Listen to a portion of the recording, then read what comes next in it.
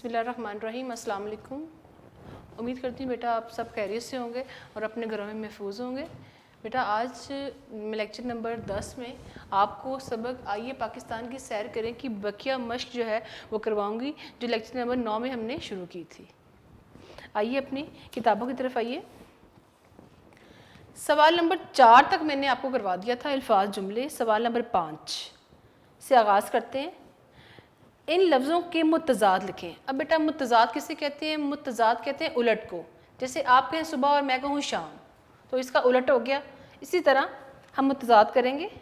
قدرتی کا متضاد لکھیے مصنوعی. قدرتی کا مصنوعی. قدرتی کا متضاد لکھیے. اگلا ہے خوشحالی. اس کا متضاد ہے بدحالی.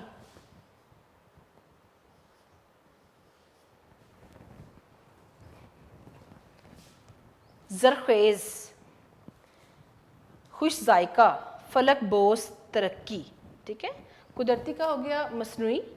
خوشحالی بدحالی. زرخیز بنجر.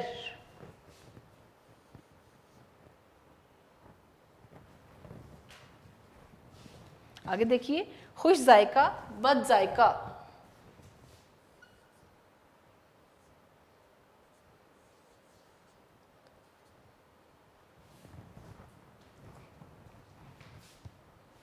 فلک بوس زمین بوس. فلک بوس آسمان کو چھوتا ہوا مراد بہت اونچا. زمین بوس زمین کو چھوتا ہوا مراد بہت نیچا. ترقی تنزلی.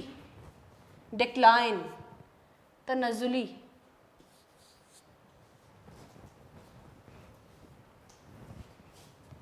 یہ تھے آپ کے الفاظ کے متضاد.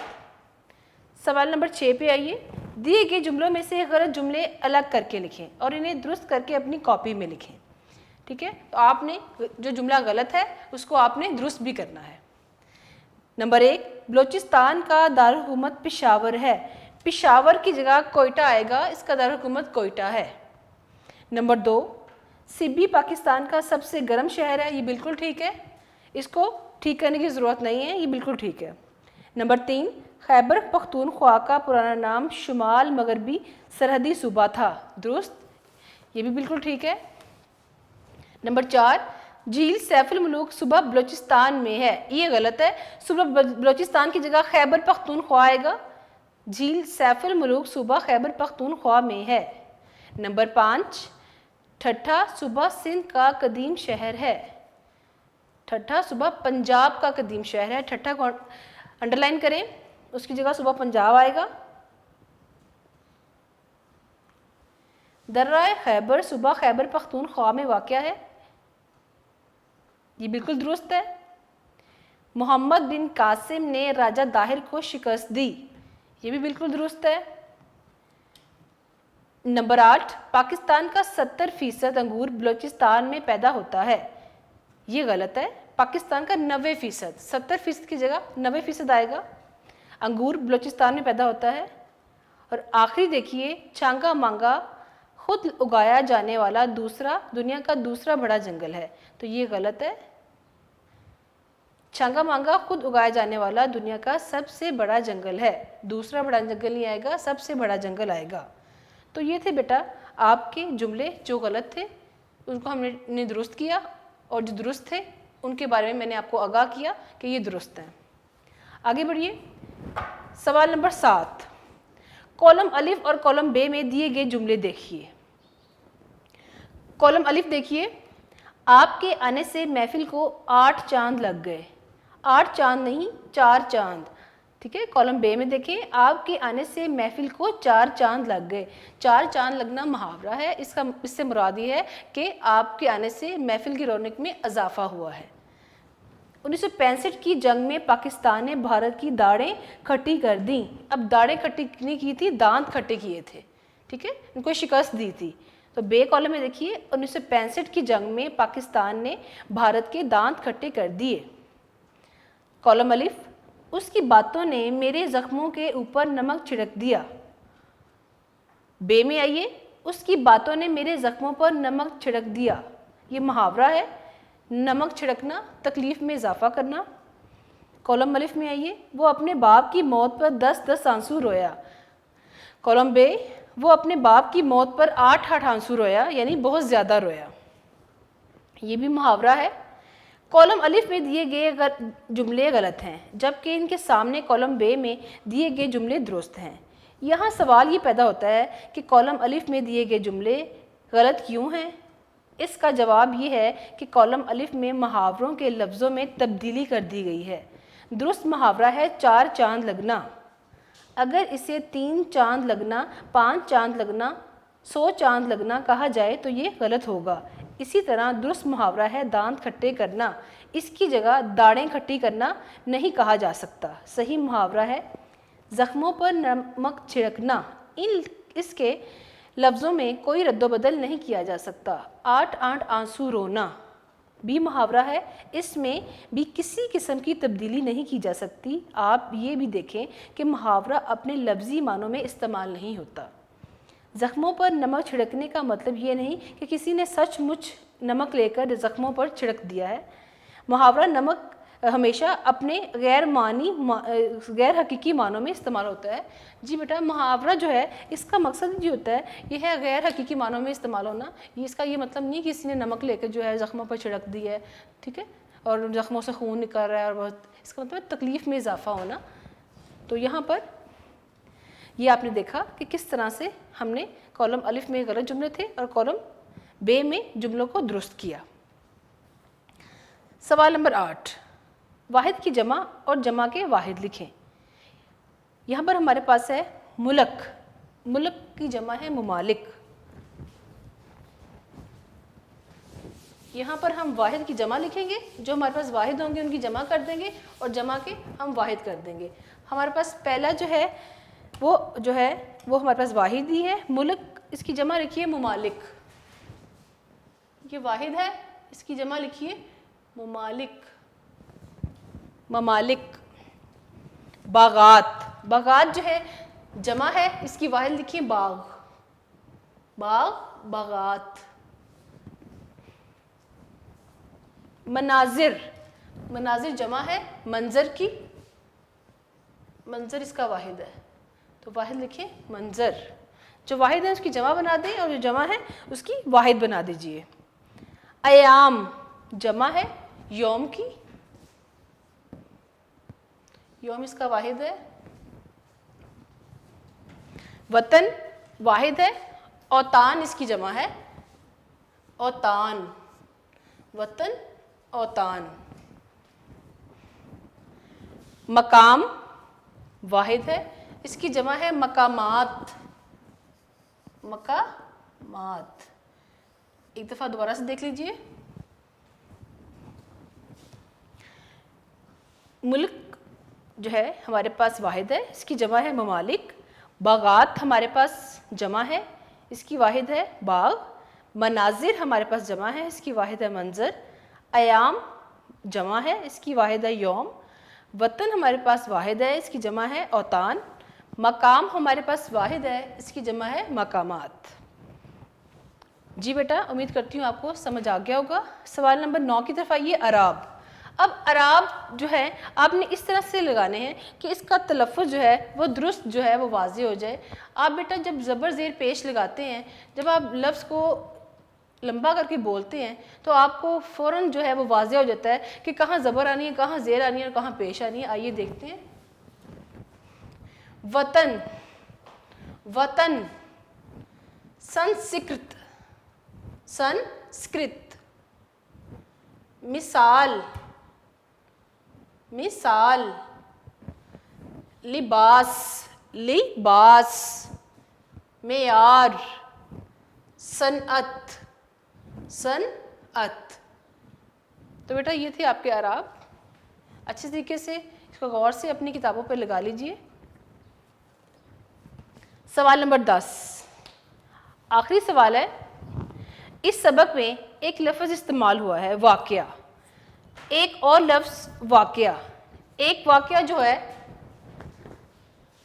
وہ یہ ہے اور دوسرا واقعہ یہ ہے. اب یہ کوئی واقعہ جو آپ کی امی سناتی ہوں گی, آپ کی ٹیچر آپ کو سناتی ہوں گی, اور یہ کسی جگہ پر واقعہ ہونا, ٹھیک ہے. اب ان دونوں کا فرق دیکھیے. اس سبق میں ایک لفظ استعمال ہوا ہے واقعہ, اور ایک اور لفظ واقعہ ہے. ایسے لفظوں کو متشابہ الفاظ کہتے ہیں جو دیکھنے میں جو ہے املا کے لحاظ سے مختلف ہیں لیکن بولنے میں جو ہے وہ ایک جیسے ہیں. ذیل میں چند الفاظ دیے جا رہے ہیں, آپ ان کے متشابہ الفاظ لکھیے اور لغت سے ان کے معنی تلاش کر کے لکھیے. طارق, طارق کا معنی ہے چھوڑنے والا.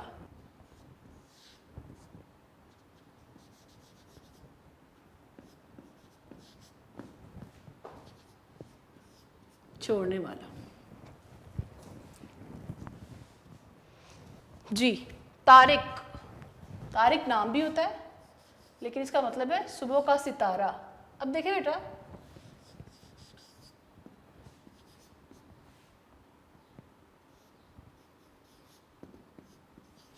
بولنے میں تو یہ بھی طارق ہے یہ بھی طارق ہے لیکن معنی کے لحاظ سے یہ مختلف ہیں. اس کا مطلب ہے طارق تے سے ہے, چھوڑنے والا. دوسرا طارق جو ہے یہ آپ کا توئے سے ہے, اس کا مطلب ہے صبح کا ستارہ. جیسے بیٹا آپ ایڈیمز کرتے ہیں انگلش میں, ویسے ہی یہ ہیں, اس کو اردو میں متشابہ الفاظ کہتے ہیں.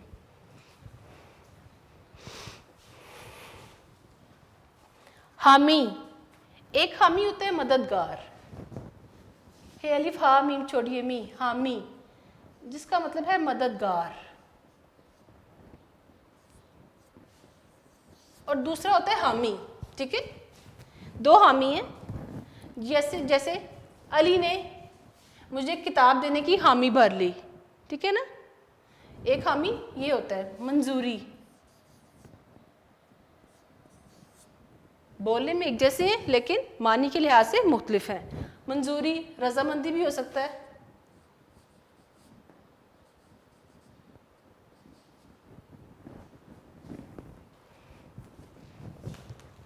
کمر, اب ہے کمر کاف میم ریمر کمر.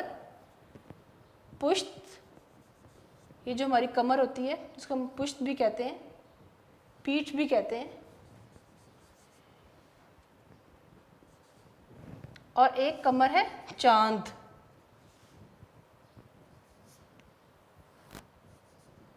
یہ دیکھیے, ٹھیک ہے بیٹا. یہ تھے آپ کے متشابہ الفاظ جو بولنے میں تو ایک جیسے ہیں لیکن معنی کے لحاظ سے مختلف ہیں. دوبارہ دیکھ لیجئے, طارق چھوڑنے والا, اور دوسرا طارق جو توئے سے ہے اس سے مراد ہے صبح کا ستارہ. نمبر 2 حامی ہے, یہ دیکھیے ہے, اور یہ حامی اوپر والا جو ہے اس سے مراد مددگار, اور دوسرا حامی منظوری یا رضامندی. ایک کمر کاف سے ہے جس کے اوپر کشک لگی ہوئی ہے, یہ کاف, اس سے مراد پشت یا پیٹھ, اور دوسرا کاف رختوں والا ہے جس سے مراد چاند ہے. ٹھیک ہے بیٹا, یہ تھے آپ کے متشابہ الفاظ جو بولنے میں تو ایک جیسے ہیں لیکن معنی کے لحاظ سے مختلف ہیں. تو یہاں پر بیٹا اس کی مشق جو ہے اس کا اختتام ہوا. امید کرتی ہوں کہ آپ کو سمجھ آ گئی ہوگی. آپ نے پورے سبق کو اچھی طرح سے پڑھنا ہے, اس کے سوالات کے جوابات, اس کے مشقی سوالات, سلیس, تفہیم اچھی طریقے سے کرنا ہے. اور آپ کا یہ جو سبق ہے ہاں جی یہ مکمل ہو گیا. اب ہم بڑھیں گے گرامر کی طرف. اس کی بقیہ مشق تو کمپلیٹ ہو گئی ہے, مکمل ہو گئی ہے. اب ہم حصہ گرامر میں آئیں گے. درخواست نمبر 3 اور 4 جو ہے آج کے لیکچر میں شامل ہے. تو آغاز کرتے ہیں. جی درخواست نمبر 3, اپنے نوٹس پہ آ جائیں. نوٹس کے صفحہ نمبر 138 پہ آئیے. درخواست نمبر 3, درخواست برائے دوبارہ داخلہ. درخواست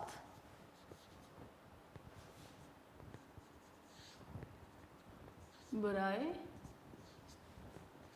دوبارہ داخلہ. بیٹا یہ آپ کی درخواست ہے.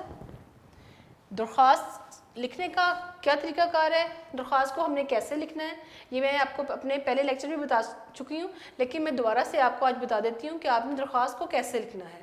بیٹا یہ درخواست جو ہے اس کے کل نمبر جو ہیں وہ 10 ہیں, جس میں سے 9 نمبر آپ آسانی سے حاصل کر سکتے ہیں. اور وہ کس طرح حاصل کریں گے؟ نوٹس پہ آئیے. جی بخدمت جناب، یہ فرض کر لیجئے یہ آپ کا صفحہ ہے.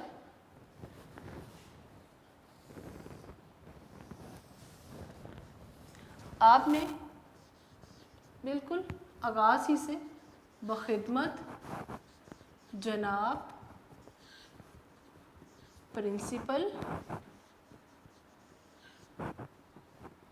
جی بخدمت جناب پرنسپل الف بے جیم، الف بے جی، ٹھیک ہے.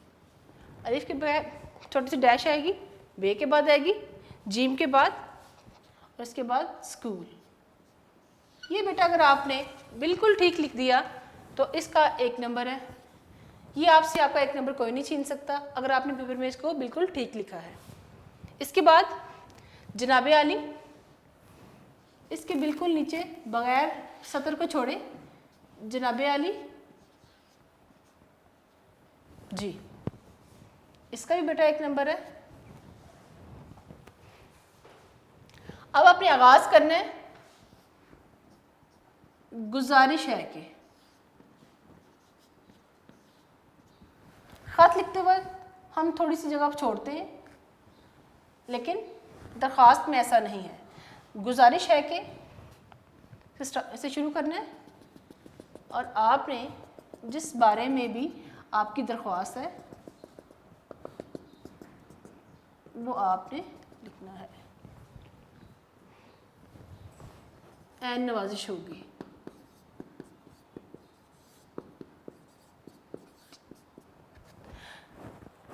اب یہ جو سارا حصہ ہے یہ 6 نمبر کا ہے، جس میں سے 5 نمبر حاصل کرنا بہت ہی آسان ہے. اور آخر میں درخواست گزار،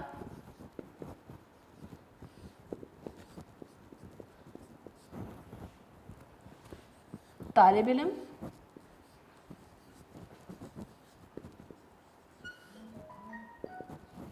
جماعت، طالب علم، جماعت ہفتم،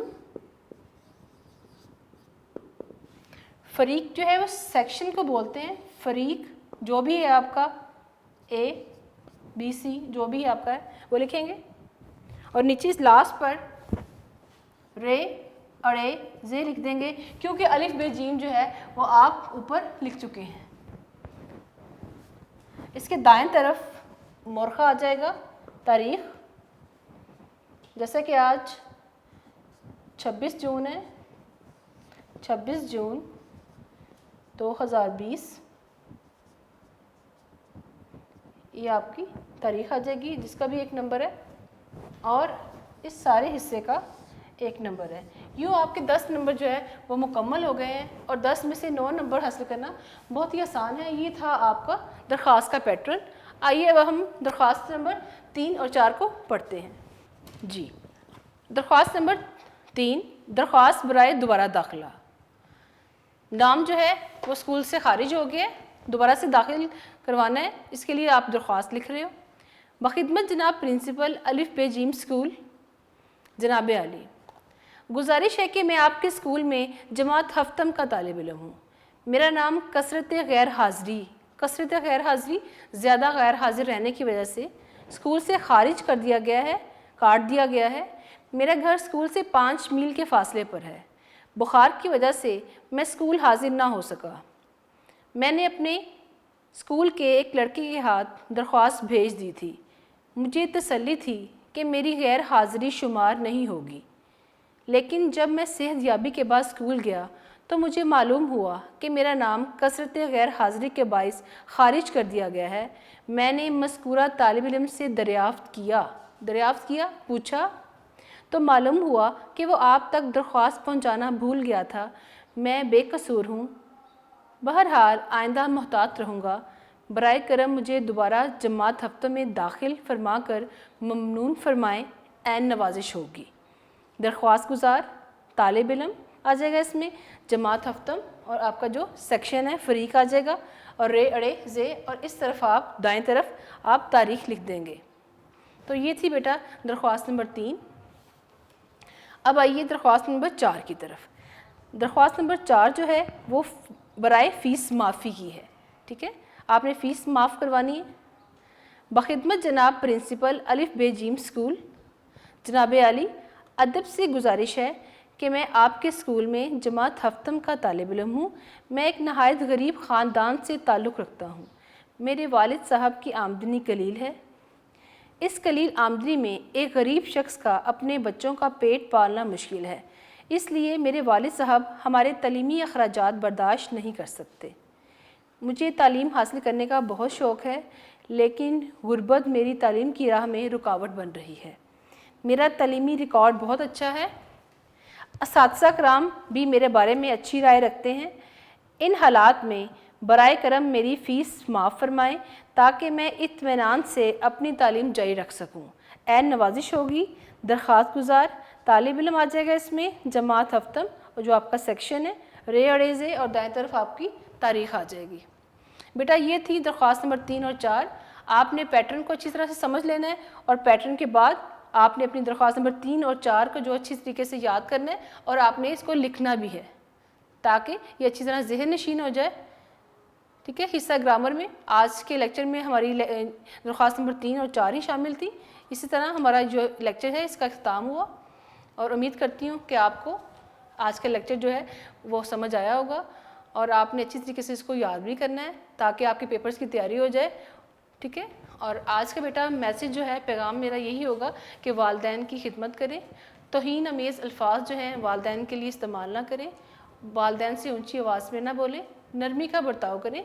ठीक है, जब आप छोटे थे तो उन्होंने जिस तरह शफ़क़त से आपको पाला, इसी तरह अब उनकी बारी है, उनके साथ भी जो है आप शफ़क़त का बर्ताव करें ताकि अल्लाह ताला राज़ी हो जाए। आज का लेक्चर नंबर आपका जो 10 है उसका अख्ताम हुआ। अगले लेक्चर नंबर 11 में आपसे मुलाकात होगी। तब तक के लिए अल्लाह हाफ़िज़।